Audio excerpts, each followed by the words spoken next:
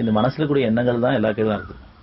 ஆரம்ப காலங்கள் இருந்த மாதிரி நம்ம இருக்கிற மாதிரி பார்த்தா மனசு சுருங்கிட்டு இருக்கு, விரிவாக்கம் ஏற்படணும். என் தேவைக்கு செலவு பண்றதும் சரி, என் தேவைக்கு போய் மீதமான கொடுக்குறதும் சரி. ஆனா இப்ப நம்ம மனசை மற்றவங்க கொடுக்கறதுல நம்ம சோர்ந்து போயிடுறோம். சோர்வடையக்கூடாது. எவ்வளவு நாளைக்கு தான் கொடுத்துட்டு இருக்குது என்ன நமக்கு வருது. அப்ப நம்ம கொடுக்கணும்னு நினைச்சிருப்போம் காரணமா தான் இறைவன் கொடுக்கும்போது அந்த என்ன வரக்கூடாது. கொடுக்கறது நம்ம வச்சிருக்கானேன்ற அளவுக்கு நிலை உயரணும். இறைவனை வாழ்ந்தாலும் கொடுத்துட்டே இருக்க நம்ம விரும்புறோம். ஆனா சோர்ந்துடுறோம். அப்புறம் கவலைப்பட ஆரம்பிச்சிடுவோம். நம்ம இவ்வளவு செலவு பண்ணிட்டோம்னு கால்குலேஷன் கணக்கு போடுறோம். இப்படி கொடுத்துட்டு இருந்தா என்ன ஆகுதுன்னு நம்ம மனசு சோர்வடையுது, கவலைப்படுது, தகுதி பெறவில்லை. இனி வந்தா நம்ம கொடுக்க வேண்டாம், நம்மளே வச்சுக்கலாம் நினைக்கிறோம்.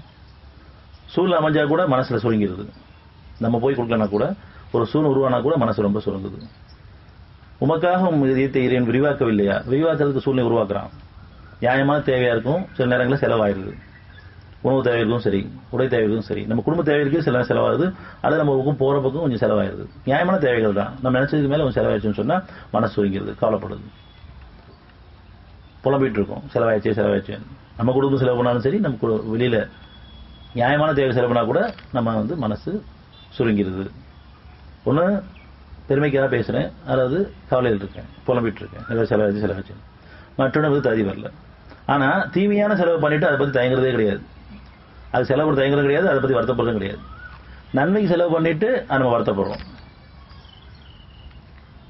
திட்டங்களை போடுறோம். இனி அடுத்து வந்தா நம்ம யாரும் கொடுக்க வேணாம்.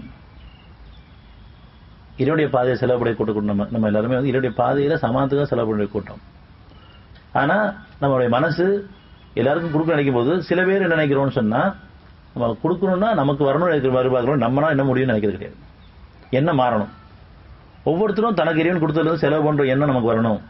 கொடுக்க சொல்லியிருக்கா, கொடுக்க மாட்டேங்கிறாங்களேன்ற அந்த ஆதங்கம் நமக்கு இருக்கு. மற்றவங்க எதிர்பார்க்க ஆரம்பிக்கிறோம். நம்ம அறியாமையே அவன் கொடுக்க சொல்றது எல்லாத்துக்கும் பொதுவாக தான். கஷ்டம் ஏன் தொடர்ந்துட்டே இருக்கு அப்படின்னு சொன்னா, நம்ம மனசுல நம்ம அறியாமலோ அறிஞ்சோ மற்றவங்ககிட்ட எதிர்பார்த்து அதுல ஏமாற்றம் அடைஞ்சு பயமே ஏற்பட்டு இருக்கோம். ஏன்னு சொல்ற என்னையும் அழைக்க வேண்டும், இதுதான் எப்படி உங்க தேவைகளுக்கும் பாதுகாப்பு என் பக்கம் திரும்புது. நான் கொடுத்துறது செலவு பண்ண விரும்புது. ஆனா நம்ம கொடுக்க சொல்லியிருக்காங்க, கொடுக்க மாட்டேங்கிறாங்களேங்கிற எண்ணம் நம்மகிட்ட இருக்குது. மற்றவங்களை உருவத்தை வச்சிருக்கோம், எதிர்பார்த்துட்டு இருக்கோம்.